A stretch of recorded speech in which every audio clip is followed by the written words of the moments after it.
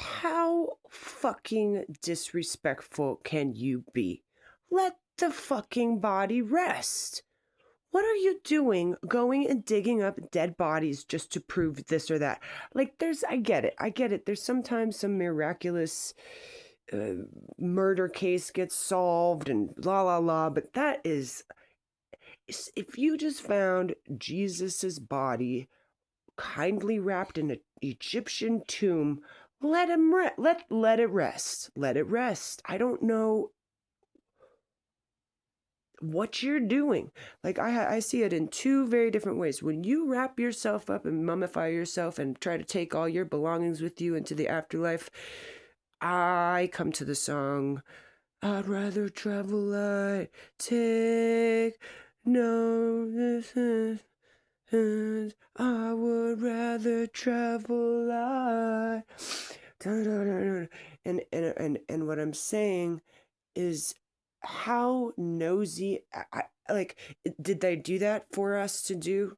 Was that their intention when they went and mummified themselves? Were they like, look, in the future there's gonna be these people digging around and they're gonna like need this to justify where they're at in their time? Which, by the way, I do not. I just think it's kind of rude. I think it's kind of silly.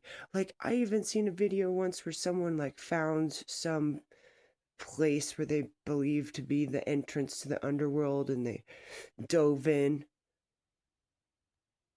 You have to be on one to really be testing that shit.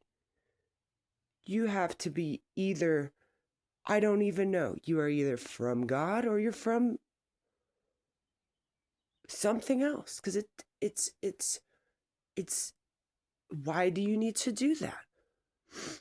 Why would you need to go jump on into the little river of the fucking dead? Like, what is that going to do for now? Like, oh my God. Oh my God. God bless the Ganges, by the way. Like, may it be just purified, purified, purified, purified.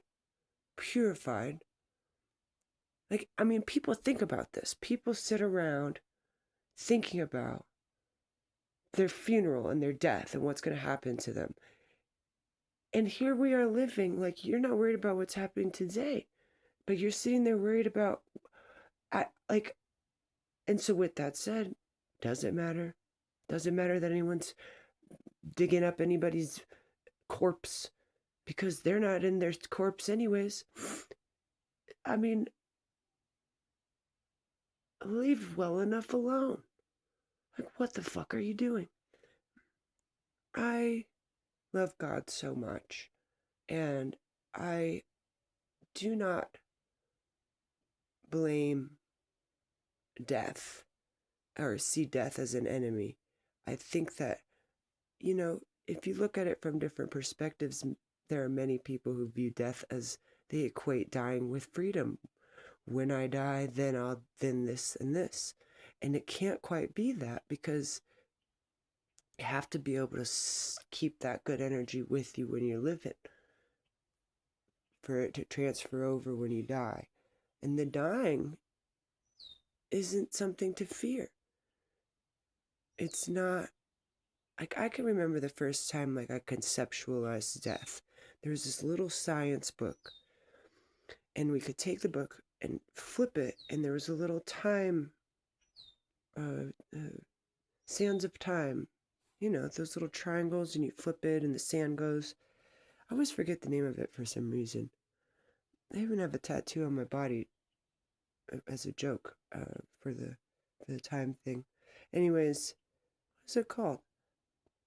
And I turned it and it said, every time the sound runs out, something like 25, 45 people just died. And then you flip it back over and the sand runs out and it says, and about 75 or 80 just born. And I would sit there and I would watch this and I'd be like, right now this is happening. Even though I'm standing here, this time just happened. And all these people just died. And then I'd flip it and I'd be like, oh my God. And all these people just were born. And that concept of death and being born and time really stuck with me. And as somebody who has had several near-death experiences and who has dreamt and about meeting and helping people in passing, being I've had several dreams where I've met people who have passed. I've had dreams where I've died, and in my waking life, I've had several near-death experiences, and yet I live on, which is a part of this, isn't it? The living on part. Because when I hit these walls where I feel meaningless and like my work means nothing or like I'm doing nothing, I have to ask myself, is this what you mean, God, when when things say that God is not a feeling? So even though I can do all this great work, do all these great things, does it matter then if I do all these horrible things and all these terrible things? When the nothing tries to show face, do not get nothing confused with emptiness. Emptying out has to happen, and you need to be aware that that shit fills back up whether or not you're conscious of it. Your cup will overflow, it will empty out, and it will fill back up. And everyone has a cup. And if you pour it into someone's cup, someone else's cup, sometimes God guides us to do so. And sometimes we take it in on our own accord to pour in. And I'm trying to align the pouring aspect as God allows who pours into me and who I pour into. And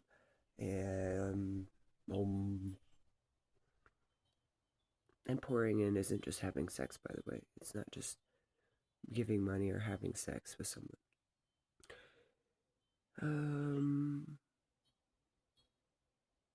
So where did we begin? I don't remember. I do not remember where we started in all this. I'm looking at a book right now that says Freedom Inside ? And it's a book that I've been wanting to read about the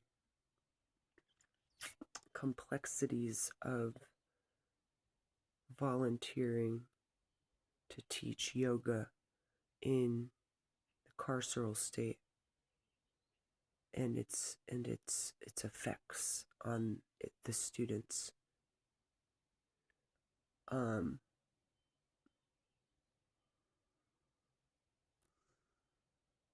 There are so many good books. Write one. Have a good day.